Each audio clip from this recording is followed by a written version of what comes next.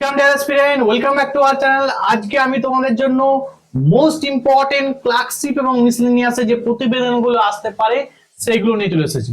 দেখো, এর আগে তোমাদের আমি রিপোর্ট রাইটিং নিয়ে এসেছিলাম, আজকে কিন্তু বাংলার জন্য প্রতিবেদন রচনা নিয়ে এসেছি। মনে রাখবে, এই যে কয়েকটা আমি 30টা প্রতিবেদন রচনা তোমাদের বলবো, এগুলো কিন্তু মোস্ট ইম্পর্টেন্ট এবং এইগুলোই কিন্তু পরীক্ষায় আসতে পারে। তোমরা কিন্তু প্রত্যেকে দেখবে এবং শেষ পর্যন্ত দেখবে। দেখো, তোমাদের কিন্তু মিসলেনিয়াস এক্সামকে আর মাত্র 60 দিন আছে। কেউ সময় নষ্ট না করে প্রত্যেকটা সময়, মানে ইচ অ্যান্ড এভরি টাইম তোমরা কিন্তু তোমাদের প্রিপারেশনে কাজে লাগাও। দেখো, মোবাইল বা যে সমস্ত ডিস্ট্রাকশন আছে সেখান থেকে কিন্তু একটু নিজেকে দূরে করো। কারণ তোমরা নিশ্চয়ই জানো যে কিছুদিন পরে হয়তো আইপিএল খেলা হবে, অনেকের সময় নষ্ট হবে আমি জানি, বাট চেষ্টা করো যে মিনিমাম থেকে মিনিমাম দেখার। কারণ তোমার একটা চাকরি তোমার জীবনকে কিন্তু পরিবর্তন করে দিতে পারে। তোমার হয়তো অনেকে দেখা যাবে এখন কিন্তু পকেট খালি, কারণ এখন যখন তুমি প্রিপারেশন পেয়ে থাকবে না, তখন কিন্তু একটা টাকার ক্রাইসিস প্রচুর হয়। দেখবে এই বয়সে বাবার কাছ থেকে টাকা নেওয়াটা কিন্তু অনেকের ক্ষেত্রে একটা মানে একটা লজ্জার বা হয়তো তোমার একটা সেলফ রেসপেক্টের ব্যাপার এসে যাচ্ছে যে আমি এত বড় হয়ে গেছি, এখনো বাবার কাছ থেকে টাকা নিতে হবে। তো এই সমস্ত কিছু থেকে তুমি কিন্তু দূরে তখনই যেতে পারবে যখন তুমি একটা চাকরি পাবে এবং তুমি যখন মানে নিজে যখন ইনকাম করতে পারবে। তোমার সেলফ খরচ বা তুমি তোমার বাবা মার যে মানে দায়িত্ব, সেটাও কিন্তু তুমি নিতে পারবে যদি তুমি চাকরি পাও। এবং তার জন্য কিন্তু তোমাকে এই কদিন ডেডিকেটেড ওয়েতে কিন্তু পড়তে হবে। সুতরাং প্রত্যেকে কিন্তু এগুলো দেখে নাও। মোস্ট ইম্পর্টেন্ট কয়েকটা আমি দিয়েছি। দেখো, প্রথম হচ্ছে, তোমরা নিশ্চয়ই জানো যে পাকিস্তানে যে ট্রেন হাইজ্যাক এই রিসেন্টলি হয়েছিল, এটা নিয়ে কিন্তু একটা প্রতিবেদন রচনা আসার সম্ভাবনা কিন্তু খুবই প্রবল। এখানে তোমরা মাথায় খেয়াল রাখবে, এটা যেমন প্রতিবেদনের জন্য ইম্পর্টেন্ট এবং ঠিক তেমনই রিপোর্টের জন্য কিন্তু ইম্পর্টেন্ট। রিপোর্ট রাইটিং কিন্তু এখান থেকে আসার সম্ভাবনা কিন্তু খুবই প্রবল। এবং তোমাদের আমি বলি, রিপোর্ট রাইটিং বা প্রতিবেদন রচনা এইগুলো তোমাকে করতে হলে নাম্বার কি করে ইনক্রিজ করতে হয়, দুটো জিনিস আছে। সবাই লিখবে প্রতিবেদন বা রিপোর্ট রাইটিং, নাম্বার তখনই তুমি ইনক্রিজ করতে পারবে যদি তুমি তার মধ্যে কি দাও না, তার মধ্যে তুমি উক্তি দাও। প্রতিবেদনের মধ্যে তোমাকে অবশ্যই কিন্তু উক্তি দিতে হবে। উক্তি যেন মিনিমাম 1 থেকে 2টো থাকে। ধরো এই যে পাকিস্তানে ট্রেন হাইজ্যাক হয়েছে, সেখানে নিশ্চয়ই প্রত্যক্ষদর্শী ছিল, মানে প্রত্যক্ষদর্শী তুমি একটা স্টেটমেন্ট দিয়ে দিলে, তোমার কিন্তু নাম্বার অনেক ইনক্রিজ করে দিবে। সাপোজ আমি আরেকটা কথা বলছি, ধরো নিশ্চয়ই জানো যে কোন একটা, ধরো নারীর ক্ষমতায়ন নিয়ে দিল, ঠিক আছে, বা ফিমেল রিলেটেড কোন রকম দিল, তখন তোমাকে কি করতে হবে, সেখানে কিছু আর্টিকেল অ্যাড করতে হবে। কিছু আর্টিকেল, ঠিক আছে, কিছু আর্টিকেল কিন্তু অবশ্যই অ্যাড করতে হবে, তাহলে কিন্তু তোমার প্রতিবেদনের নাম্বারটা কিন্তু অনেক ইনক্রিজ করবে। ঠিক আছে, এই কয়েকটা বিষয় কিন্তু তোমার মাথার মধ্যে রাখতে হবে। এবং আরো কিছু ছোট ছোট জিনিস আছে, সেগুলো যদি তোমাকে না বলি বা তোমাকে না এক্সপ্লেন করা হয়, তুমি কিন্তু সেই ভুলগুলো করে চলেই আসবে। যেমন যদি প্রতিবেদন রচনা হয় না, অনেক সময়, যেমন ধরো এই যে ট্রেন হাইজ্যাক, এখানে তুমি তোমার নিজস্ব মতামত জাহির করে দিলে তখন কিন্তু নাম্বার পাবে না। কারণ তুমি নিশ্চয়ই জানো যে এই যে কোনো ধরো ঘটনা হচ্ছে, সেখানে তোমার নিজস্ব মতামতের কোনো ভ্যালু নেই। তোমাকে যেটা হয়েছে এবং যার ফলে, মানে এর ফলে যা যা হয়েছে সেটা তোমাকে লিখতে হবে। ঠিক আছে, তাহলে তোমার কিন্তু এই জিনিসগুলো, অনেক আরো জিনিস আছে সেগুলো তুমি বলা সম্ভব নয়, তোমরা কিন্তু ওই জিনিসগুলো ফলো করবে। ঠিক আছে, বিশেষ করে বললাম যে আর্টিকেল এবং উক্তি এই দুটো যেন অবশ্যই থাকে। দেখো, প্রতিবেশী দেশের সঙ্গে ভারতের যে বৈদেশিক নীতির সমস্যা হচ্ছে, তোমরা জানো যে কিছুদিন ধরে বাংলাদেশের সঙ্গে আমাদের একটা বিশাল কিন্তু খারাপ সম্পর্ক সৃষ্টি হয়েছে। তোমরা নিশ্চয়ই জানো যে বেড়া দিয়া নিয়ে আমাদের মানে আমাদের যে আর্মি আছে তাদের সঙ্গে, মানে বিএসএফ এর সঙ্গে, তোমরা নিশ্চয়ই জানো যে তোমার বিজিবি, ঠিক আছে, মানে বাংলাদেশ যে বর্ডার যে ফোর্স আছে তাদের সঙ্গে একটা দেখবে একটা কনফ্লিক্ট সৃষ্টি হয়েছিল, মানে এখনো কিন্তু সেটা কন্টিনিউয়াস কিন্তু আছে। তো এই যে প্রবলেম গুলো সৃষ্টি হয়েছে, তাহলে এটা নিয়ে কিন্তু একটা প্রতিবেদন রচনা আসতেই পারে। আবার নিশ্চয়ই জানো যে চায়নার সঙ্গে কিন্তু অলওয়েজ আমাদের একটা খারাপ সম্পর্ক, এবং চায়না এবং মায়ানমারের সঙ্গে, চায়না এবং মায়ানমার নয়, চায়না এবং পাকিস্তানের সঙ্গে। পাকিস্তানের সঙ্গে তো আমাদের অলওয়েজ খারাপ সম্পর্ক, নিশ্চয়ই তোমরা জানো। এবং সেটা চায়না নিয়েও কিন্তু, চায়নার সঙ্গেও কিন্তু একটা খারাপ সম্পর্ক আমাদের দেখা যায়। এবং কিছুদিন আগে তোমরা নিশ্চয়ই জানবে যে মালদ্বীপের যে নতুন প্রেসিডেন্ট হয়েছে, ওনার সঙ্গে কিন্তু দেখা গেছিল যে উনি কিন্তু চায়নার অনেকটা ফেভার করছিল, ঠিক আছে। তো এটা নিয়ে কিন্তু একটা অনেক প্রবলেম সৃষ্টি হয়েছিল। এবং আমাদের যে কিছু আর্মি ওখানে ছিল, ঠিক আছে, কিছু মানে তোমার মানে এয়ার আর্মি আর কি, তো ওদেরকে কিন্তু ওরা ব্যাক পাঠিয়ে দিয়েছিল। এইসব অনেক কিছু ব্যাপার আছে। তো এই জিনিসগুলো কিন্তু তোমাকে এই প্রতিবেদন রচনা নিয়ে সবকিছু মিলিয়ে একটা দিয়ে দিল, দিতেই পারে। এগুলো কিন্তু তোমাকে তাহলে পড়তে হবে যে বৈদেশিক নীতি নিয়ে এটা কিন্তু একটা করতে হবে। যদিও এটা আমি আমার ব্যাচে কিন্তু করে দিয়েছি, ঠিক আছে। তোমাদের আমি একটু বলেই দিই, আমি কিন্তু ব্যাচ চলছে একটা ডেসক্রিপটিভ এবং ডেসক্রিপটিভের হচ্ছে মিসলেনিয়াস এবং ক্লাসিকের একটা ব্যাচ, ঠিক আছে। এবং অবজেক্টিভের একটা ব্যাচ কিন্তু বর্তমানে চলছে। অবজেক্টিভ বলতে যারা এনটিপিসি, ডাব্লিউবিসিএস বা ধরো অন্যান্য এক্সাম দেবে, তাদের জন্য কিন্তু একটা ব্যাচ আছে। এবং ক্লাসিক এবং মিসলেনিয়াস, যেটা তোমরা ফোকাস করছো সবাই, কারণ এই চাকরিটা কিন্তু পেতেই হবে এবারে। আমি এই জন্য কিন্তু একটা ব্যাচ করেছি। সেই ব্যাচে যদি তোমরা অ্যাডমিশন নিতে চাও, এই ব্যাচে কিন্তু এই কন্ট্যাক্ট নাম্বারে তোমরা কন্ট্যাক্ট করবে, তাহলে কিন্তু তোমাদের আমি ইনফরমেশন দিয়ে দেবো। আমি একদম মিনিমাম ফিজে পড়াই, আমি মান্থলি কিন্তু 300 টাকা ফিজে পড়াই, ঠিক আছে। মান্থলি 300 টাকা ফিজে কিন্তু পড়াই। তোমরা যদি অ্যাডমিশন নিতে চাও, তোমরা কিন্তু অবশ্যই কন্ট্যাক্ট করবে। সময় কিন্তু আর বেশি নেই, মাত্র কিন্তু তোমাদের হাতে সময় আছে আর মাত্র 2 মাস, মানে 60 ডেজ, 60 দিন। ওই 60 দিনকে তোমরা কাজে লাগাও। তোমাদের মিসলেনিয়াস এক্সাম কিন্তু তোমরা সবাই জানো যে 18ই মে কিন্তু এক্সাম হতে চলেছে, ঠিক আছে। দেখো বলছে, বৃদ্ধ পিতামাতা নিজেদের জীবন রক্ষার কারণে সন্তানের বিরুদ্ধে আদালতে মামলা করেছেন। এই বিষয়ে অবলম্বন করে নিজের ভাষায় একটা প্রতিবেদন রচনা করুন। দেখো, বৃদ্ধ বাবা মা তারা যখন তাদের মানে তারা যখন পরিশ্রম করতে পারতো, তারা কিন্তু অনেক মানে পরিশ্রম করে আমাদেরকে হয়তো বড় করেছে, তাই তো।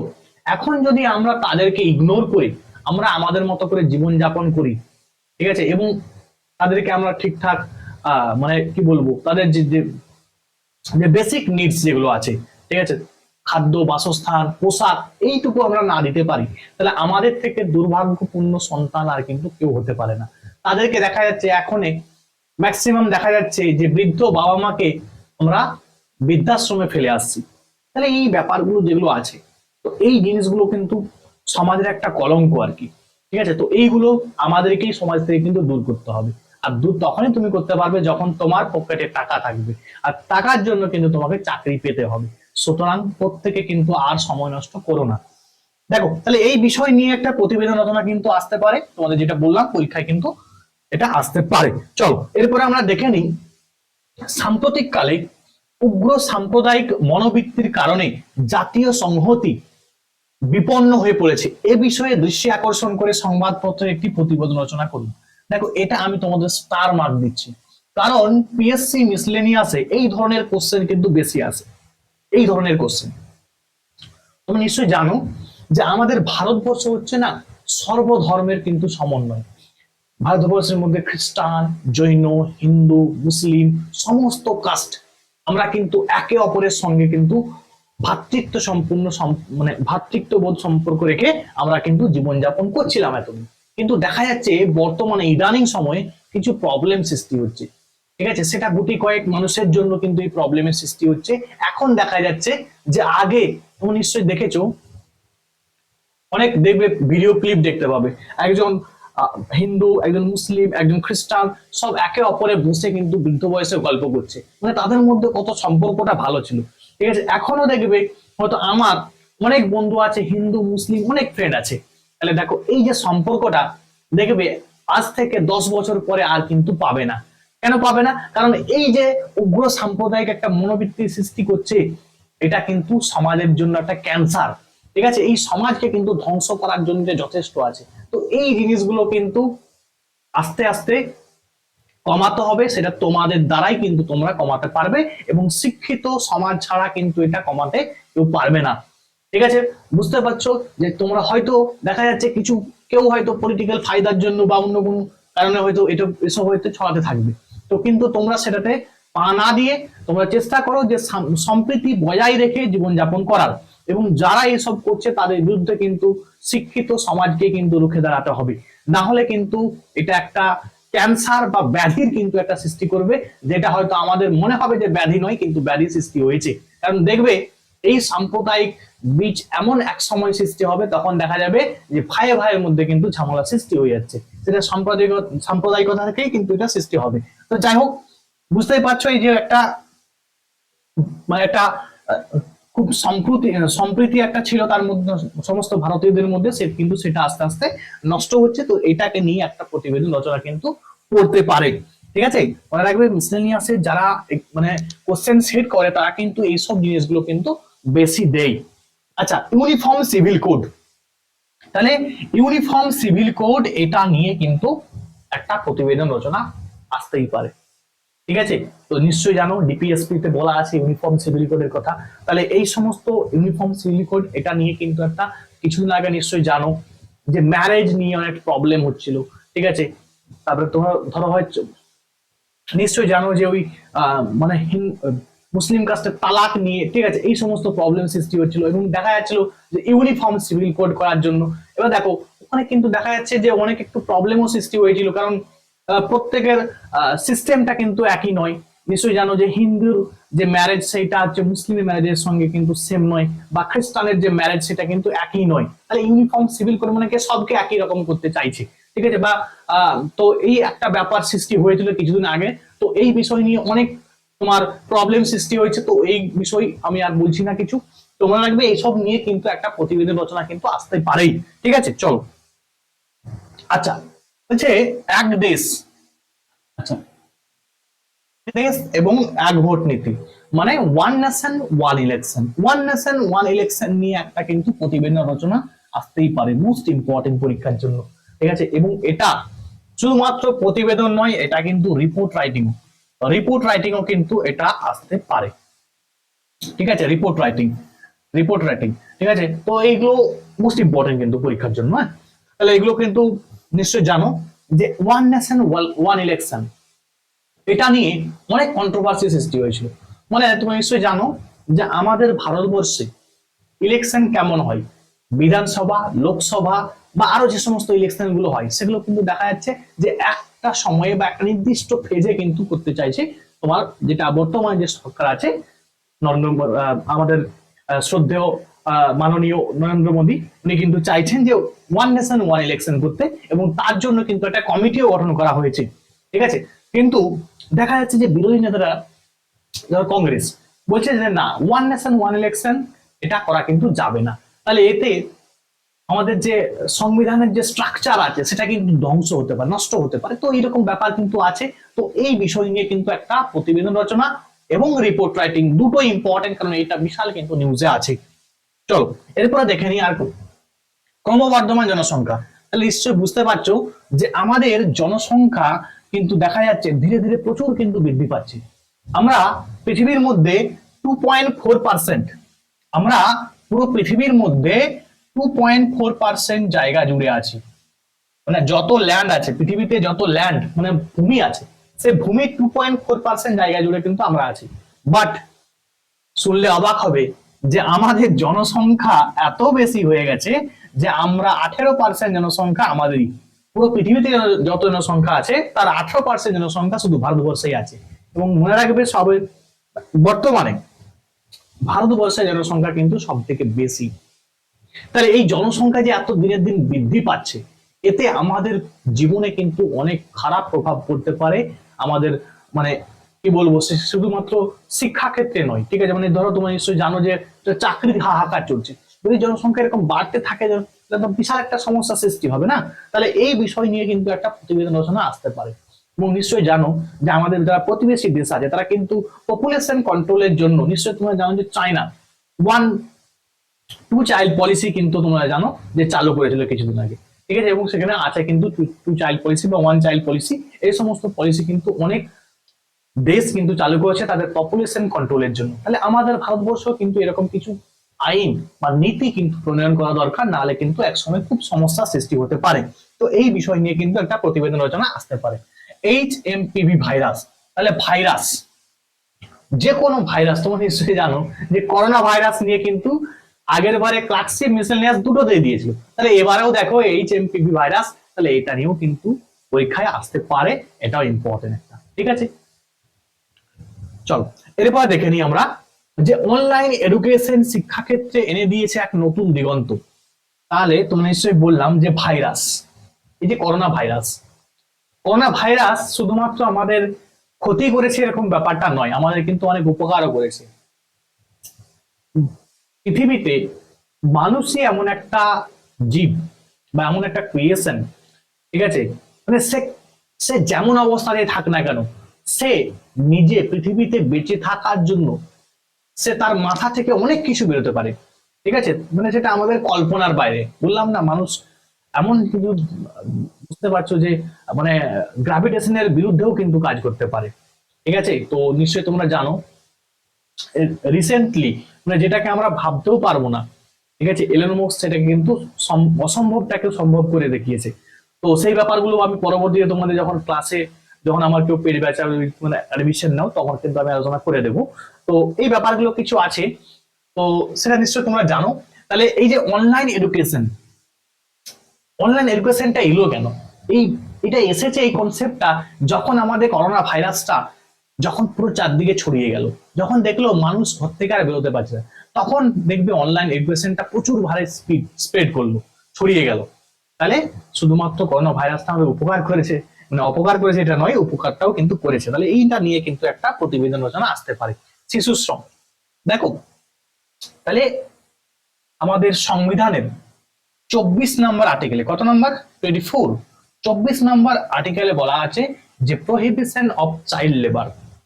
ঠিক আছে, চাইল্ড লেবার প্রহিবিশনের কথা বলা আছে, মানে 14 বছরের নিচে, দেখো 14 বছরের নিচে যদি কোনো শিশু কোনো কোম্পানি বা কোনো ফ্যাক্টরি, ঠিক আছে, বা কোনো চায়ের দোকানে বা কোনো বাড়িতে তাদেরকে পরিশ্রম করায়, সেটাকে আমরা বলা হয় চাইল্ড লেবার। বুঝতেই পারছো, এই যারা শিশু, এরা এই মানে ছোট্ট বয়সে এদের এখন ফান্ডামেন্টাল রাইটস হচ্ছে শিক্ষার অধিকার। তাই তো নিশ্চয়ই জানো তোমরা যে ফান্ডামেন্টাল অধিকারে কিন্তু ওই শিক্ষার অধিকারের কথা বলা হয়েছে 6 থেকে 14 বছর বয়স পর্যন্ত। তো সেই শিক্ষার অধিকার কিন্তু এরা পায়নি। এরা দেখা যাচ্ছে যে ওদের দারিদ্রতা আছে, দেখা যাচ্ছে কোনো মানে কোনো কারণেই হয়তো কিন্তু মানে কারো বাড়িতে গিয়ে পরিশ্রম করছে, কারো কোনো ফ্যাক্টরিতে গিয়ে কাজ করছে। তাহলে এইগুলো কিন্তু প্রহিবিশনের কথা বলা আছে, এবং এটা নিয়ে কিন্তু একটা শুধুমাত্র আইন থাকলে কিন্তু হবে না, আমাদেরকেও কিন্তু এটাতে যাতে এই চাইল্ড লেবারটা মানে একটা শিশুর শৈশবকে কেড়ে না নেওয়া হয়, তার জন্য আমাদেরকেও কিন্তু সচেষ্ট থাকতে হবে। ঠিক আছে, তো এই বিষয় নিয়ে কিন্তু একটা প্রতিবেদন রচনা আসতে পারে। চলো দেখো, সাম্প্রতিক কালে যে ঘরে মানে ঘন ঘন ঘূর্ণিঝড় হচ্ছে, তুমি নিশ্চয়ই জানো যে প্রচুর ঘূর্ণিঝড় সৃষ্টি হচ্ছে। ঠিক আছে, বিভিন্ন ঘূর্ণিঝড়, বারবার ঘূর্ণিঝড় সৃষ্টি হয় আমাদের ওয়েস্ট বেঙ্গল, প্রচুর বন্যা, এই জন্য বন্যা হচ্ছে দেখা যাচ্ছে অনেকবার সুন্দরবনে বা দীঘাতে, বা অনেক সময় দেখলে ঝড় সৃষ্টি হয়েছে আমাদের পূর্ব মেদিনীপুর, পশ্চিম মেদিনীপুর, ঠিক আছে, বা বাংলাদেশে বা মায়ানমারে ঝড়ের ফলে অনেক বন্যাও সৃষ্টি কিন্তু হয়েছে।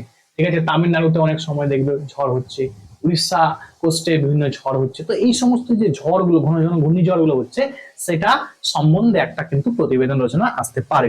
চলো এবার দেখো, বাংলা ভাষায় জাতীয় স্বীকৃতি। তাহলে আমাদের বাংলা ভাষা এটা কিন্তু বর্তমানে একটা ক্লাসিক্যাল ল্যাঙ্গুয়েজের মর্যাদা দেওয়া হয়েছে। তোমরা নিশ্চয়ই জানো যে কিছুদিন আগে বাংলা ভাষাকে ক্লাসিক্যাল ল্যাঙ্গুয়েজের মর্যাদা কিন্তু দেওয়া হয়েছে। তাহলে এটা কিন্তু মোস্ট ইম্পর্টেন্ট পরীক্ষার জন্য, তাহলে এটা নিয়ে একটা প্রতিবেদন রচনা আসতেই পারে। তুমি এটা নিয়ে যদি তোমাকে প্রতিবেদন রচনা লিখতে বলে, তুমি কিন্তু বেশি পারবে না, কারণ তোমার ইনফরমেশন জানাই নেই। তাহলে কিন্তু মাথায় খেয়াল রাখবে যে অনেকে ভাবি যে স্যার আমি বাংলা সবই জানি, আমি বাংলা লিখে দিতে পারবো, আমার ইংরেজি প্রবলেম। কিন্তু তোমার যদি এরকম একটা পড়ে যায়, তুমি কি লিখবে বলো? তোমার ইনফরমেশন কত জানা আছে, এখানে তুমি ডেটা দিতে হবে, ইনফরমেশন দিতে হবে, উক্তি দিতে হবে, কোথা থেকে পাবে? তাহলে এর জন্য তোমাকে কিন্তু অ্যাডভান্স পড়তে হবে। ঠিক আছে, এটা খুব ইম্পর্টেন্ট। ওই জন্য তোমাদের বলছি যে তোমরা যে কোনো, সে আমার কাছে নয়, যে কোনো জায়গায় একটা ব্যাচে অ্যাডমিশন নাও। অ্যাডমিশন নিলে তখন কিন্তু ইনফরমেশন গুলো তুমি বেশি পাবে, এবং তুমি এই শর্ট টাইমে সমস্ত কিছু কিন্তু পেয়ে যাবে তুমি। ঠিক আছে, তোমার এখন তোমার কাজ থাকবে যারা মানে একবার করে ডেটা গুলো কালেক্ট করে মাথার মধ্যে রাখা। তুমি বানিয়ে নিতে পারবে আমি জানি, ঠিক আছে, কিন্তু তোমাকে তো ডেটা লাগবে না, সেই ডেটা গুলো তোমাকে কালেক্ট করে দেবে কে? ঠিক আছে, ডেটা না থাকলে তুমি কিছু লিখে আসতে পারবে না। চলো এবার দেখে নিচ্ছি দ্রব্যমূল্য বৃদ্ধি এবং তার ব্যাপকতা এবং প্রতিরোধ। তাহলে দিনের দিন দেখবে আস্তে আস্তে ইনফ্লেশন হয়ে যাচ্ছে, দ্রব্যমূল্য বৃদ্ধি পেয়ে যাচ্ছে। তাহলে এই যে এত ইনফ্লেশন হচ্ছে, এর ফলে আমাদের ইনকাম কমে গেছে, কিন্তু মানে খরচ বেড়ে গেছে। তাহলে মানুষের জীবনযাপন করাই কিন্তু একদম দুষ্কর হয়ে পড়বে। তাহলে এটা নিয়ে কিন্তু একটা প্রতিবেদন রচনা আসতে পারে, মোস্ট ইম্পর্টেন্ট কিন্তু। ঠিক আছে, চলো এরপর দেখে নিই আমরা কি আছে। আচ্ছা, পশ্চিমবঙ্গে হকারদের উপযুক্ত পুনর্বাসনের প্রয়োজনীয়তা নিয়ে। দেখো হকার, কলকাতার যারা গেছো তারা নিশ্চয়ই জানো যে কলকাতার ফুটপাতে দেখবে প্রচুর হকার লক্ষ্য করা যায়, এবং ফুটপাতে অনেক দেখবে ছোট ছোট যে ইগুলো আছে যে তোমার ওই ত্রিপল দিয়ে অস্থায়ী দেখবে দোকান করে নিয়েছে। তো এই যে বিষয়গুলো আছে, এবং হকার হকার যারা দেখবে ওই তোমার বিশেষ করে ট্রেনে যারা মানে ওখানে গিয়েছো, তোমরা স্টেশনে গিয়েছো, হাওড়া স্টেশনে, তাহলে কিন্তু তোমরা দেখতে পাবে প্রচুর হকার কিন্তু আছে। তো দেখবে রাস্তাকে কিন্তু জ্যাম করে থাকে। তো এতে করে কি হচ্ছে না, পরিবেশটা নষ্ট হচ্ছে, সবকিছু হচ্ছে। তো এটার একটা পার্মানেন্ট সলিউশন কিন্তু দরকার। ঠিক আছে, তাদেরকে একটা নির্দিষ্ট জায়গায় কিন্তু শিফট করতে হবে, না হলে কিন্তু একটা পরিবেশ নষ্ট হবে। তার সঙ্গে সঙ্গে দেখবে মানে যত ভিড় বাড়বে তত চুরি হচ্ছে বা অন্যান্য কিছু হচ্ছে। তো এই একটা প্রবলেম সৃষ্টি হয়েছে, এবং দেখবে কিছুদিন আগেই প্রচুর নিউজে কিন্তু চলছিল এই হকারদেরকে কিন্তু তুলে দেওয়া হচ্ছিল। তো এই বিষয় নিয়ে কিন্তু একটা প্রতিবেদন রচনা কিন্তু আসতে পারে, মোস্ট ইম্পর্টেন্ট এটা। এটা স্টার মার্ক দিলাম, এইটাকে আমি স্টার মার্ক দিলাম, এটা পরীক্ষায় কিন্তু আসতে পারে। ঠিক আছে, চলো এরপরে আমরা দেখে নিই রক্তদান শিবির। রক্তদান জীবন দান এক প্রকার, তাই তো? তাহলে এটা নিয়ে কিন্তু একটা প্রতিবেদন আসতে পারে, এটা অলওয়েজ আমি বলবো ইম্পর্টেন্ট, সর্বদাই ইম্পর্টেন্ট, আমি আর বলছি না বেশি কিছু। আচ্ছা, পশ্চিমবঙ্গের অপরাজিতা বিল নিয়ে একটা প্রতিবেদন রচনা, তার সঙ্গে সঙ্গে রিপোর্ট রাইটিং দুটোই করে নিবে। আমি তোমাদের রিপোর্ট রাইটিং এর না ইম্পর্টেন্ট কি রিপোর্ট রাইটিং গুলো আছে সেগুলো আমি করে দিয়েছি, আর যদি পারো একবার যে দেখে নাও, মোস্ট ইম্পর্টেন্ট গুলো আমি করেছি কিন্তু, হ্যাঁ বলে দিয়েছি, মানে সাজেশন দিয়ে দিয়েছি ইম্পর্টেন্ট গুলো কি কি আসতে পারে। এই যে অপরাজিতা বিল কিন্তু পাস হয়েছে বিধানসভায়, তাহলে এটা নিয়ে একটা কিন্তু প্রতিবেদন রচনা আসতেই পারে, মোস্ট ইম্পর্টেন্ট, এটা পরীক্ষার জন্য স্টার মার্ক বললাম, এটা বিশাল ইম্পর্টেন্ট। আচ্ছা, নারী সুরক্ষায় পশ্চিমবঙ্গে বিভিন্ন প্রকল্প। পশ্চিমবঙ্গে দেখবে বিভিন্ন স্কিম লঞ্চ করা হয়েছে, কাদের জন্য না, মেয়েদেরকে সুরক্ষা প্রদানের জন্য। ঠিক আছে, শুধুমাত্র পশ্চিমবঙ্গ সরকার নয়, মানে কেন্দ্র সরকারও কিন্তু অনেক নীতি কিন্তু চালু করেছে, এবং তার মাধ্যমে কিন্তু এই যে মানে নারী সুরক্ষা কিন্তু দেয়া হচ্ছে আর কি। ঠিক আছে, এবার কতটা কার্যকর হয়েছে সেটা তোমরা কারেন্ট সিচুয়েশনটাই তোমরা বুঝতে পারছো। এবার দেখো ব্যাপারটা হচ্ছে এটা নিয়ে কিন্তু একটা প্রতিবেদন রচনা কিন্তু আসতে পারে, অথবা তোমাকে আমি বলে দিই যে পার্টিকুলার এক একটা দিয়ে আসতে পারে। তোমাকে সাপোজ দিয়ে দিল যে পশ্চিমবঙ্গে যে বিভিন্ন স্কিম কথা বললাম না, স্কিম ধরো আমি তোমাকে, এটা ইম্পর্টেন্ট, যেমন দেখো তুমি নিশ্চয়ই জানো যে দুয়ারে সরকার, দুয়ারে সরকার, দুয়ারে সরকার নিয়ে একটা প্রতিবেদন রচনা দিয়ে দিল, মানে পার্টিকুলার একটা স্কিম নিয়ে পরীক্ষা আসতে পারে কিন্তু, হ্যাঁ। এবং দেখবে তোমরা নিশ্চয়ই জানো যে কন্যাশ্রী কিন্তু, কন্যাশ্রীর কন্যাশ্রী কি করলো না, একটা ইউনেস্কো থেকে কিন্তু অ্যাওয়ার্ড কিন্তু পেয়েছে, পুরস্কার পেয়েছে। তাহলে এবং তাহলে এই যে কন্যাশ্রী একটা অ্যাওয়ার্ড পেয়েছে, মানে পৃথিবীর অনেকগুলো দেশ কিন্তু দেখবে ওই ইউনেস্কোর যে প্রাইজ ডিস্ট্রিবিউশন অনুষ্ঠানে কিন্তু গিয়েছিল আর কি। ঠিক আছে, এবং সেখানে কিন্তু কন্যাশ্রী কিন্তু ফার্স্ট প্রাইজ পেয়েছে। তাহলে এটা একটা দেশের কিন্তু ঐতিহ্য, তার সঙ্গে সঙ্গে ওয়েস্ট বেঙ্গল সরকারেরও একটা গৌরব। ঠিক আছে, তাহলে এটা থেকে কিন্তু একটা প্রতিবেদন রচনা কিন্তু পরীক্ষায় আসতেই পারে, যদি আমি এগুলো সব করে দিয়েছি, হ্যাঁ। চলো, আচ্ছা, পানীয় জলের মাত্রা দূষণ। তাহলে নিশ্চয়ই জানো যারা মুর্শিদাবাদ, মালদা এই সমস্ত জেলাগুলো যারা বসবাস করো তারা নিশ্চয়ই জানো যে আর্সেনিক দূষণ একটা বিশাল বড় প্রবলেম সৃষ্টি মানে অনেক তৈরি হয়েছে আর কি। তাহলে এই আর্সেনিক দূষণ নিয়ে কিন্তু একটা প্রতিবেদন রচনা কিন্তু পরীক্ষা আসতে পারে, রিপোর্ট রাইটিংও কিন্তু আসতে পারে, তোমরা কিন্তু অবশ্যই কিন্তু দেখে যাবে।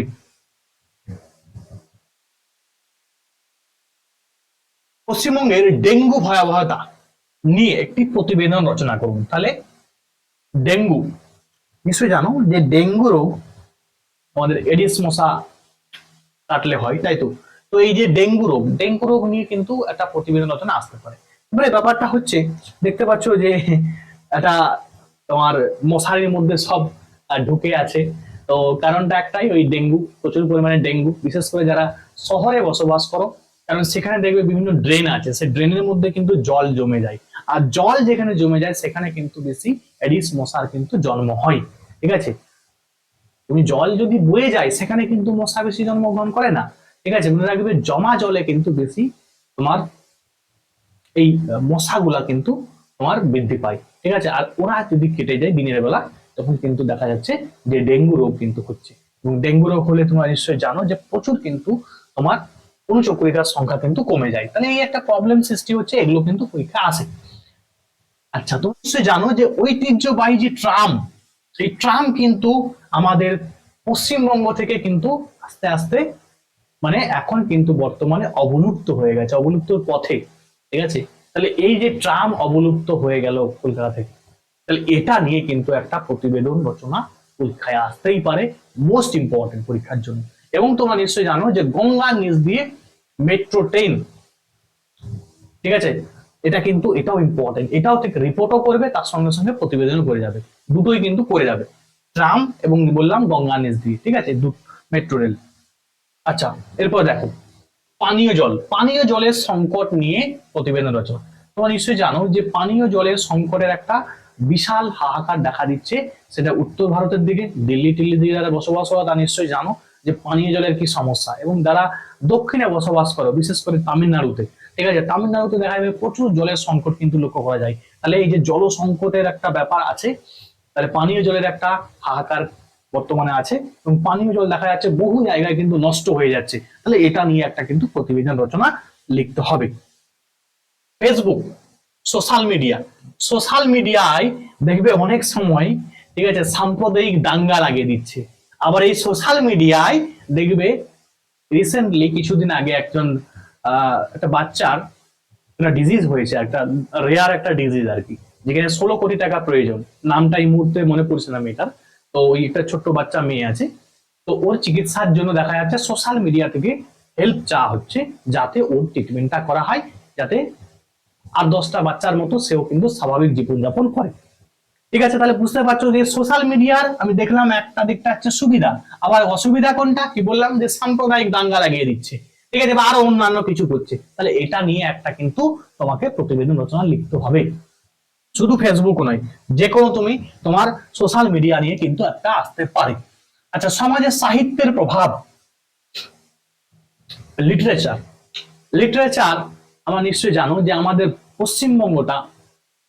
পশ্চিমবঙ্গে প্রচুর, বিশেষ করে বাংলার অনেক কবি, অনেক সাহিত্যিক জন্মগ্রহণ করেছে, এবং এটা আমাদের ঐতিহ্য।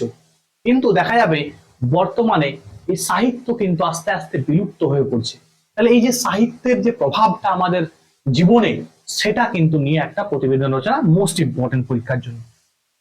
নারী সুরক্ষা এবং নারীর ক্ষমতায়ন, তোমাদের বারবার বলছিলাম, এই যে আমি লিখিয়ে দিয়েছি, রিসেন্টলি করে দিয়েছি, যে নারীর সুরক্ষা। দেখো, এখান থেকে তোমাকে উক্তি দিতে হবে। যেমন আমি একটা উক্তি দিয়েছি, তোমরা দেখবে উক্তিটা তোমরা নিজেরাও জানো, যে এ পৃথিবীতে যা কিছু মহান সৃষ্টি চির কল্যাণকর, মানে অর্ধেক তার করিয়াছে নারী, অর্ধেক তার নর।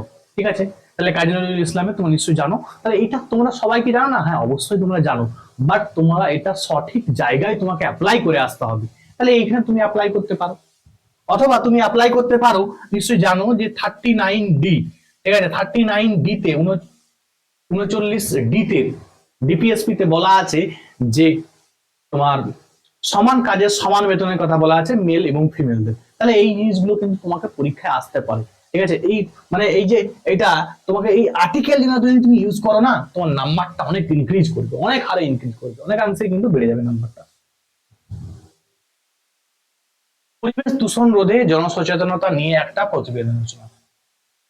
তাহলে এটাও একটা পরীক্ষায় ইম্পর্টেন্ট, তোমরা কিন্তু এটাও দেখে নেবে। আচ্ছা, নাগরিক জীবনে বিজ্ঞাপনের প্রভাব, এই যে বিজ্ঞাপনের প্রভাব নিয়ে কিন্তু একটা প্রতিবেদন রচনা কিন্তু আসতেই পারে। ঐতিহ্যবাহী কুম্ভ মেলা, 44 বছর পরে কুম্ভ মেলা হলো। একটা ঐতিহ্য কিন্তু সর্বদা বহন করে, তাই তো? তার কারণ এত বছর পরে, 144 বছর পরে হচ্ছে, দেখা গেল মানে এটা বিশাল নিউজে ছিল এটা কুম্ভ মেলা, ঠিক আছে? এবং দেখবে হয়তো তোমরা প্রত্যেকে হয়তো কেউ না কেউ গেছো, ঠিক আছে? তাহলে এইটা নিয়ে একটা কিন্তু প্রতিবেদন রচনা আসতে পারে, মোস্ট ইম্পর্টেন্ট, যেটা আমার মনে হলো। এবং এখান থেকে অনেকগুলো আসতে পারে, কি কি না, একটা হচ্ছে কুম্ভ মেলা নিয়ে আসতে পারে। কুম্ভ মেলাতে আগুন মানে আগুন ধরে গেছিল, ঠিক আছে? মানে সেখানে দেখবে আগুন ধরে গেছিল, সেটা নিয়েও কিন্তু একটা আসতে পারে। এ নিশ্চয়ই জানো যে অনেকে পদপিষ্ট হয়ে গেছিল, ঠিক আছে? অনেকে পদপিষ্ট হয়ে মারা গেল, ঠিক আছে? তাহলে পদপিষ্ট হয়ে যারা আমার স্ট্যাম্পেড হয়েছে যারা, তাদের ইম্পর্টেন্ট কিন্তু এগুলো। তাহলে রিপোর্ট রাইটিং তার সঙ্গে সঙ্গে প্রতিবেদন রচনা, তাহলে এগুলো কিন্তু পরীক্ষা আসতে পারে। এটা আসতে পারে, এটা আসতে পারে, বা কুম্ভ মেলার ঐতিহ্য নিয়ে আসতে পারে, আসতেই পারে, ঠিক আছে? এবং নিশ্চয়ই জানো তোমরা যে দিল্লিতে স্ট্যাম্পেড হলো, দিল্লিতে অনেকে মারা গেল, তাহলে সেটা নিয়ে একটা প্রতিবেদন রচনা দিয়ে দিতে পারে। এগুলো কিন্তু সব দেখে যাবে, হ্যাঁ। আচ্ছা, কলকাতায় বহুতল, নিশ্চয় জানো যে কলকাতা দেখবে যে পুরনো যে মানে বহুতলের যে একটা বিপর্যয়, পুরনো যে বিল্ডিং গুলো আছে সেগুলো দেখবে পড়ে যাচ্ছে। এবং তার সঙ্গে সঙ্গে দেখবে যে মানে ওই তোমার কলকাতার যে দক্ষিণ কলকাতা, ঠিক আছে, সেখানে দেখবে যে অনেক বহুতল তৈরি হয়েছে ইলিগেল ভাবে, এবং সেগুলো দেখবে ঢেলে পড়েছে, ঠিক আছে? মানে যে কোনো মুহূর্তে কিন্তু পড়ে একটা বড়সড় কিছু হতে পারে। তাহলে এই জিনিসগুলো নিয়ে কিন্তু একটা তোমাকে প্রতিবেদন রচনা করতে হতে পারে। এগুলো ইম্পর্টেন্ট, কিন্তু এগুলো ছেড়ে যাবে না কেউ। ক্রমবর্ধমান বেকারত্ব, তাহলে নিশ্চয়ই জানো যে আনএমপ্লয়মেন্ট কিন্তু বর্তমানে সমাজের একটা যেন মানে কি বলবো, নিশ্চয়ই জানো, আমি কিছু বলার নেই এখানে। পুরো দেশে এতটা আনএমপ্লয়মেন্ট মানে বর্তমানে চলেছে, তার সঙ্গে সঙ্গে ওয়েস্ট বেঙ্গল তো আরো বেশি, ঠিক আছে? নিশ্চয়ই জানো যে চাকরির পরীক্ষা কিন্তু দেখবে অনেক দিন ধরে কিন্তু বন্ধ আছে। পুলিশের পরীক্ষা হচ্ছে না, এই পরীক্ষা হচ্ছে না, ওই পরীক্ষা হচ্ছে না। ছেলেরা সব ওবিসি কেসের জন্য কিন্তু একটা বিশাল জটিলতা সৃষ্টি হয়েছে, ঠিক আছে? মানে ওয়েস্ট বেঙ্গলে কোনো নিয়োগে কিন্তু অনেক দিন ধরে হচ্ছে না। তাহলে এটা নিয়ে কিন্তু বহু মানুষ, বহু স্টুডেন্ট ডিপ্রেশনের মধ্যে কিন্তু চলে গেছে। তাহলে এটা থেকে যদি ওভারকাম না করতে পারে কিন্তু একটা বিশাল সমস্যা সৃষ্টি হতে পারে। তাহলে এটা নিয়ে কিন্তু একটা প্রতিবেদন রচনা আসতে পারে। তাহলে unemployment important. National education policy 2025, এটা নিয়ে একটা কিন্তু প্রতিবেদন রচনা আসতে পারে। নতুন এডুকেশন পলিসি শুরু হবে, তোমরা নিশ্চয়ই জানো। আচ্ছা, সন্ত্রাসবাদ আজকের পৃথিবীতে একটা জ্বলন্ত সমস্যা, এবং এ নিয়ে দৃষ্টি আকর্ষণ করে একটা প্রতিবেদন রচনা করুন। সন্ত্রাসবাদ নিশ্চয়ই জানো যে বহু জায়গায় যারা সন্ত্রাসবাদ হয় তারা কি করছে, কোন জায়গায় বম্বিং করে দিচ্ছে, কোন জায়গায় এই করে দিচ্ছে, কোন জায়গায় সেই করে দিচ্ছে। নিশ্চয়ই জানো কাশ্মীরে অনেক সময় প্রবলেম দেখা দিচ্ছে, সন্ত্রাসবাদ দেখা দিচ্ছে। তাহলে এইটা নিয়ে একটা সমস্যা নিয়ে কিন্তু এই নিশ্চয়ই তোমরা জানো যে তোমার ট্রেন হাইজ্যাক হলো পাকিস্তানে, ঠিক আছে? তাহলে সন্ত্রাসবাদ ওটাও তো না, এর মধ্যেও তো পড়ছে। তাহলে এই সমস্ত জিনিস নিয়ে কিন্তু একটা প্রতিবেদন রচনা পরীক্ষায় কিন্তু আসতেই পারে। আচ্ছা, তোমাদের আবার বলে দিই আমি, আমার যারা ব্যাচে অ্যাডমিশন নিতে চাইছো তারা কিন্তু অ্যাডমিশন নিতে পারো। আমি একটা মিনিমাম ফিজে পড়াই, মাত্র 300 টাকার বিনিময়ে পড়াই ক্লাসিক, মিসলেনিয়াস এবং ডেসক্রিপটিভ ব্যাচ। যদি তোমরা অ্যাডমিশন নিতে চাও তোমরা কিন্তু এই নাম্বারে কন্ট্যাক্ট করবে, 7872141322, ঠিক আছে? এবং আমার একটা অবজেক্টিভ ব্যাচ চলছে, সেটা হচ্ছে ক্লাসিক মিসলেনিয়াসের জন্য। তো তোমরা কিন্তু ক্লাসিক মিসলেনিয়াস এবং অন্যান্য যে exam NTPC, group D, WBCS সমস্ত এক্সামের জন্য একটা অবজেক্টিভ ব্যাচও চলছে, সেটাতেও অ্যাডমিশন নিতে পারো। সেটাতে হচ্ছে অ্যাডমিশন মানে তোমার অ্যাডমিশন চলছে, তো সেটাতেও তোমরা অ্যাডমিশন নিতে পারো, ঠিক আছে? আজকে এখানে পর্যন্ত, থ্যাংকস ফর ওয়াচিং, সবাই ভালো থাকবে এবং এইভাবেই কিন্তু আমার সঙ্গে থাকো। আমি তোমাদের যে ক্লাসিক মিসলেনিয়াসের যে টপিক গুলো আছে, যদি তোমরা কমেন্টে আমাকে জানাও, আমি তোমাদের কিছু কিছু করিয়ে দেবো, যেটা তোমাদের এক্সামে কিন্তু কাজে আসতে পারে, ঠিক আছে? আজকে এখান পর্যন্ত, থ্যাংকস ফর ওয়াচিং।